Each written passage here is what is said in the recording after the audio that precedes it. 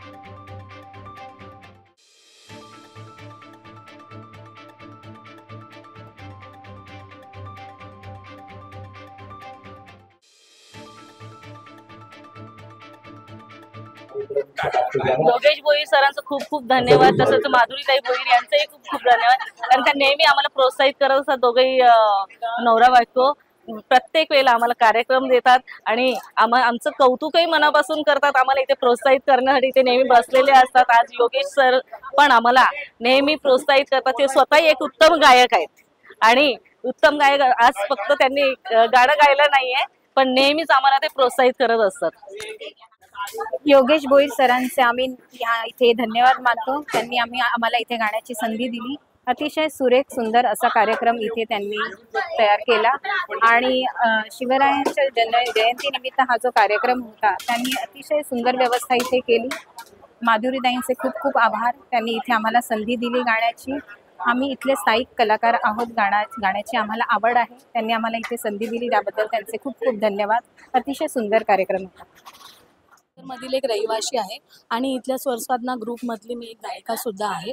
भोईर साहेब आणि त्यांच्या मिसेस माधुरीताई भोईर ह्या नेहमी आम्हाला कार्यक्रमासाठी नेहमी उत्तेजनार्थ बोलवतात आणि प्रत्येक कार्यक्रमाला आम्ही त्यांच्या प्रत्येक कार्यक्रमात सहभागी असतो आणि ते आम्हाला नेहमी या गोष्टीसाठी प्रोत्साहित करीत असतात। तसेच त्या या समतानगरमध्ये बरेच असे कार्य राबवतात ज्यामुळे जनतेला त्याचा खूप फायदा होतो आणि आम्ही त्यांचे फार फार आभारी आहोत आणि त्यांच्या कार्यासाठी मी फार नमन करते।